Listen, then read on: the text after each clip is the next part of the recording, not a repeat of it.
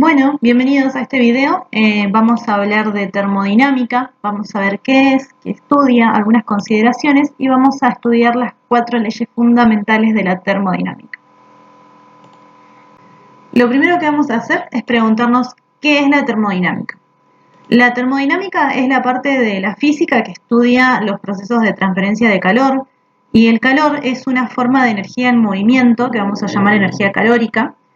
Y la termodinámica lo que hace es estudiar cómo se puede realizar trabajo con esta energía calórica. Tenemos que saber un par de cosas antes de meternos de lleno en las leyes de la termodinámica, y es que el trabajo y el calor son energía en tránsito.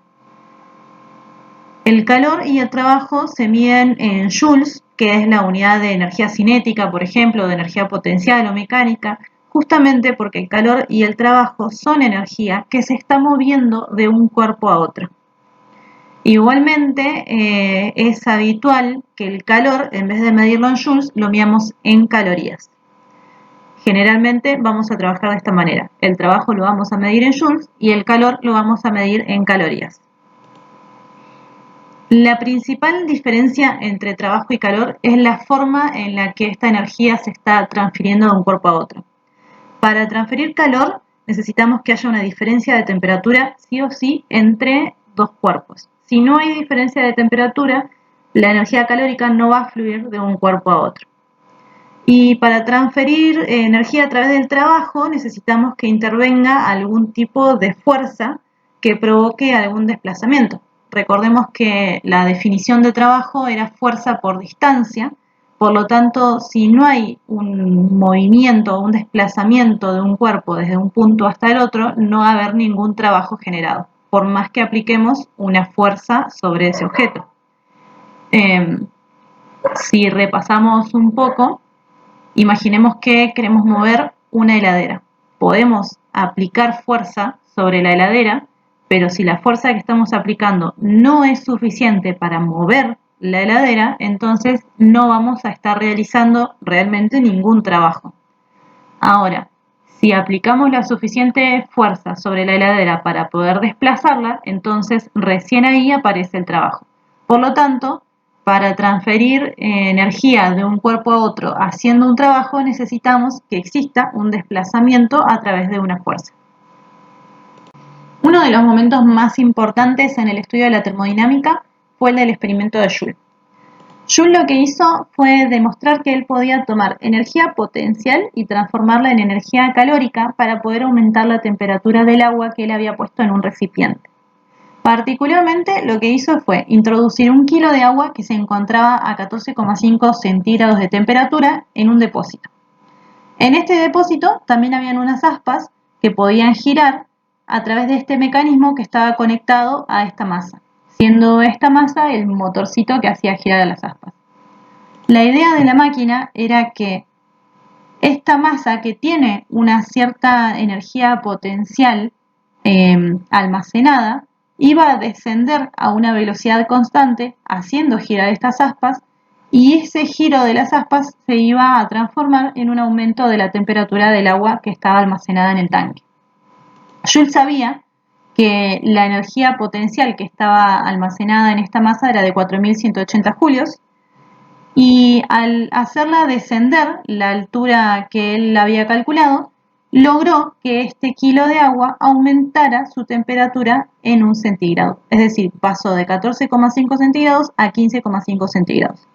Por lo tanto, lo que encontró Joule fue una relación en la que 4180 joules de energía se habían convertido en 1000 calorías para el agua.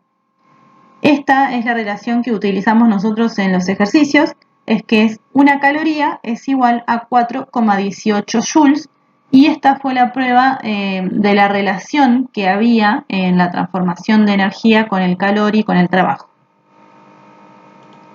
Lo que vamos a ver ahora son las 4 leyes de la termodinámica: la ley 0, la ley primera, la segunda y la tercera. Bueno, la ley 0 de la termodinámica nos enuncia que dos cuerpos que están en equilibrio con un tercer cuerpo están, a su vez, también en equilibrio térmico entre ellos. Parece un enunciado bastante obvio, pero nos sirve mucho para introducir algunos conceptos o definiciones que son importantes en termodinámica. Por ejemplo, el concepto de equilibrio térmico. Decimos que hay equilibrio térmico entre dos sistemas cuando hay igualdad de temperatura en esos sistemas. Acordémonos que el calor es una energía que fluye de un cuerpo a otro. Y para que la energía calórica fluya, necesitamos que haya una diferencia de temperatura. Si los dos cuerpos están a la misma temperatura, entonces no va a fluir energía de un cuerpo a otro y eso es lo que llamamos equilibrio térmico. Y el otro punto que quería marcar, que no es menos importante, es recordar que el calor es energía en movimiento. El calor es un tipo de energía y la temperatura es una magnitud. Es decir, la temperatura es algo que nos sirve para medir el calor que se está transfiriendo de un cuerpo a otro. Vamos a ver ahora la primera ley de la termodinámica. Es una de las leyes más importantes y una de las que más vamos a usar en los ejercicios que resolvamos de termodinámica. La primera ley nos dice que la energía interna de un sistema aumenta cuando se le transfiere calor o se realiza un trabajo sobre él.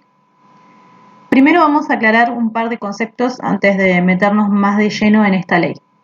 Cuando hablamos de energía interna, hablamos de la energía total que contiene un sistema, es decir, la suma de su energía cinética con potencial, con elástica, la energía mecánica que contiene adentro. Como la energía interna es la suma de estas energías, su unidad de medida también va a ser la unidad de energía que es el Joule o el Joule. Cuando hablamos de sistema, hablamos de lo que sea que estamos estudiando. Por ejemplo, un sistema puede ser el cuerpo de una persona, puede ser una casa, puede ser el agua que se encuentra dentro de un termo. Por lo tanto, el sistema se define como la parte del universo en la cual vamos a estudiar. Y todo lo que no es sistema y que se encuentra alrededor de él es lo que vamos a llamar medio ambiente o entorno. Los sistemas interactúan con su entorno. A veces transfieren energía, por ejemplo, el agua, mejor dicho, adentro de un termo que pierde calor y ese calor fluye hacia afuera. O pueden transferir masa, por ejemplo, si consideramos como sistema el hielo que se está derritiendo adentro de un vaso de agua. O a veces puede ocurrir que se transfieran las dos cosas. Y un detalle muy importante es que la primera ley de la termodinámica nos dice algo que nosotros ya hemos escuchado mucho y que de hecho sale de esta ley. La energía no se crea ni se destruye, solo se transforma. No hay forma de que la energía desaparezca o de que yo pueda crear energía de la nada. De hecho, es lo que nos está diciendo el enunciado de la primera ley de la termodinámica. Nos está diciendo que cuando se transfiere calor o se realiza trabajo sobre un sistema, va a aumentar la energía interna del sistema. Es decir, si un cuerpo caliente le está transfiriendo energía a un cuerpo frío, entonces la energía del cuerpo frío va a aumentar. No hay forma de que esa energía, digamos, de que ese calor que venía del cuerpo que estaba más caliente desaparezca. Entonces, esta ley de conservación de la energía es muy importante y es algo que sabemos que se va a cumplir siempre en nuestro universo.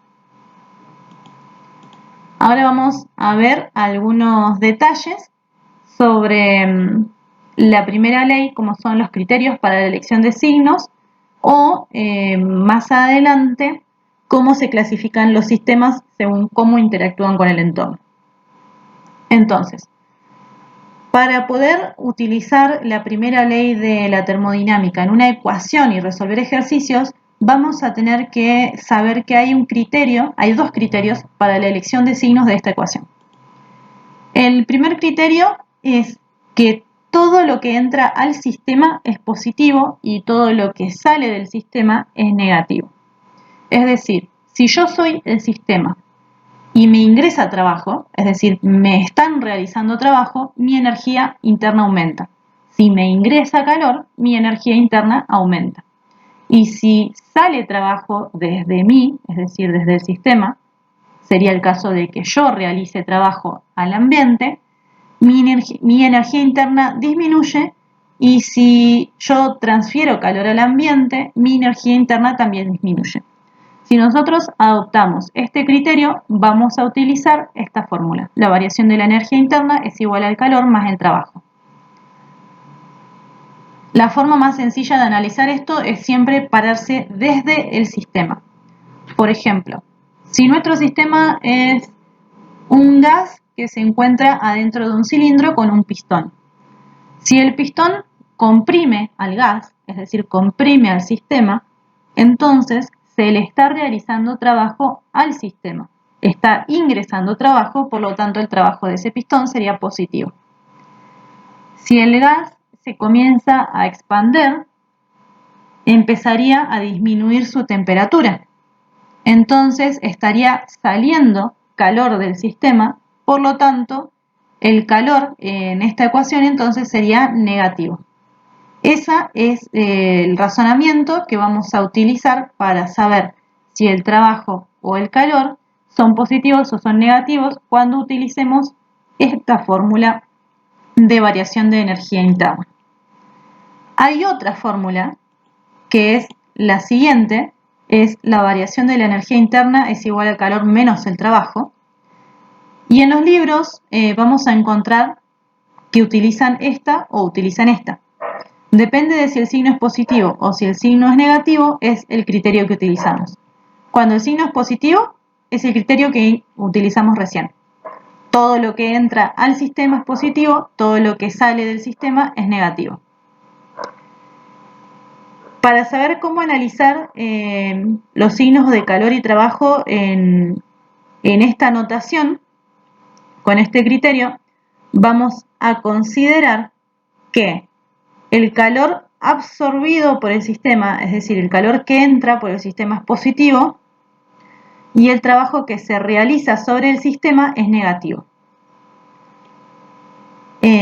Volviendo al mismo ejemplo que hicimos con el criterio anterior, si tenemos el gas y el pistón empieza a apretar, empieza a comprimir el gas, se está realizando trabajo sobre el sistema. Entonces, en este caso, como el trabajo está ingresando al sistema, el trabajo sería negativo.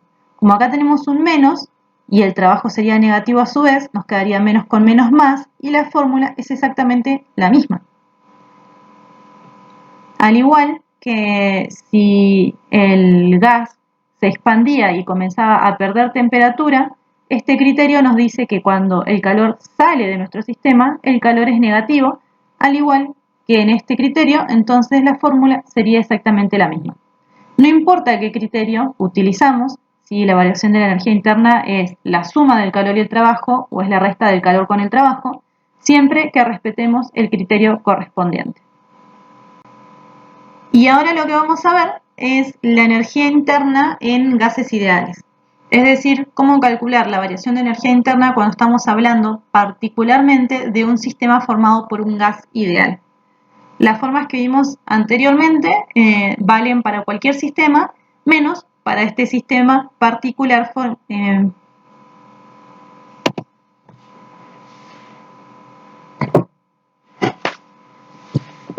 Y ahora lo que vamos a ver es la energía interna en gases ideales. Es decir, cómo calcular la variación de energía interna cuando tenemos un sistema particularmente formado por un gas ideal.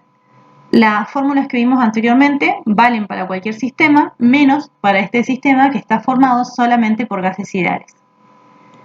Cuando tenemos gases ideales, la variación de la energía interna se puede calcular como la energía cinética promedio de todas las partículas que componen a ese gas. Entonces, la variación de la energía interna va a ser igual a la masa del gas por el calor específico a volumen constante de ese gas por la variación de temperatura. La masa del gas es la cantidad de gas que tenemos adentro de nuestro recipiente y se mide en kilogramos porque es unidad de masa. El calor específico a volumen constante es una medida que nos dice qué tan fácil es para el gas cambiar su temperatura cuando intercambia calor con el entorno. Es decir, si es un gas que pierde temperatura muy rápido o muy lento. Existe otro calor específico que es el calor específico a presión constante y no es el que vamos a utilizar en esa fórmula. Así que hay que prestar atención que el calor específico que usemos es a volumen constante. La unidad de medida del calor específico es joules sobre Kelvin, sobre kilogramo Kelvin, o se puede utilizar también calorías sobre gramo centígrado. En el caso de que nos den la cantidad de moles de sustancia que tengamos, o sea, la cantidad de moles del gas en vez del peso o la masa del gas, podemos utilizar como unidad de medida para el calor específico a volumen constante el joules sobre mol Kelvin o calorías sobre gramo centígrado. Y la variación de temperatura no es nada más que la temperatura final que alcanza el gas menos la temperatura inicial. Como es temperatura, vamos a trabajarla siempre en Kelvin, también se puede trabajar en grados Celsius, pero siempre tratemos de respetar la temperatura en Kelvin. Y por último, vamos a ver la clasificación de sistemas según cómo interactúan con el medio o el ambiente. Para eso vamos a usar esta tablita. Vamos a ver que un sistema es abierto cuando intercambia masa y energía, como puede ser, por ejemplo, un hielo adentro de un vaso con agua. El hielo se derrite, por lo que tanto pierde energía calórica, y a donde se derrite cede masa al agua que aumenta su cantidad. O puede ser también una reacción química en un tubo de ensayo abierto. Un sistema cerrado solamente intercambia energía, pero no masa, como puede ser un radiador de un calefactor. Un sistema aislado no intercambia ni materia ni energía, como puede ser un termo que se sirve para mantener bebidas a temperatura constante. Sabemos que los termos, cuando le ponemos agua caliente adentro, pierden calor, pero solamente que pierden muy lentamente, de manera que el agua caliente nos dure más tiempo. Si ese termo fuera aislante, perfecto, sin perder nunca calor, cosa que no ocurre en la vida real, estaríamos hablando de un sistema adiabático, en el que la única manera que varíe la temperatura adentro de este sistema es que sea, por ejemplo, un cilindro con pistón, en el que podamos variar el volumen, en el caso de que si tuviéramos un gas adentro pueda cambiar su temperatura sin tener que ceder calor al medio. Bueno, lo que vamos a ver ahora es la segunda ley de la termodinámica, que es una ley muy interesante y nos dice que cualquier proceso natural que ocurra de manera espontánea evoluciona siempre hacia un aumento de la entropía. ¿Qué es lo que esto quiere decir? La primera ley nos decía que la energía no se puede ni crear ni destruir, sino que siempre se transforma, pero no nos decía nada de cómo ocurría esa transformación. Es decir, yo puedo transformar cualquier energía en otro tipo de energía sin ningún tipo de restricción. ¿Puedo transformar calor en trabajo, trabajo en calor sin limitaciones? La respuesta es no. La segunda ley es la que nos aclara esta situación. Para eso vamos a ver primero el concepto de entropía. La entropía es una magnitud, es decir, es una unidad de medida que se utiliza en termodinámica para medir el grado de desorden molecular de un sistema. Es decir, para medir qué tan desordenado está algo. Por ejemplo, si nosotros agarramos un puñado de lápices, supongamos que tenemos unos lápices ordenados en la mesa, los agarramos y los revoleamos al aire. Cuando esos lápices caigan, es muy difícil que naturalmente caigan ordenados tal cual yo los tenía en la mesa, sino que van a caer en todas las direcciones, es decir, se van a desordenar. Y esto es a lo que nos referimos con aumento de entropía. En la naturaleza, las cosas siempre tienden a desordenarse. Y esto es muy importante, porque la segunda ley nos dice que los procesos siempre van a ocurrir de manera natural, es decir, si no interviene ningún trabajo, van a ocurrir de una manera en la que la entropía del sistema aumente, es decir, que todo se desordene. Podemos deducir entonces de esta ley que el calor no puede fluir de un cuerpo que tenga menor temperatura a un cuerpo que tenga mayor temperatura. ¿Por qué? Sabemos que un cuerpo que tiene temperatura alta tiene sus moléculas muy agitadas, por eso aumenta la temperatura del cuerpo. Ahora, si yo tengo otro cuerpo que tiene una temperatura mucho más baja, significa que sus moléculas no están tan agitadas. entonces no van a tender a quedarse más quietas de lo que ya están. Al contrario, la segunda ley nos dice que van a tender a desordenarse. Entonces van a tender a empezar a agitarse y por lo tanto el calor va a tener que fluir desde el cuerpo que tenga mayor temperatura al que tenga menor temperatura.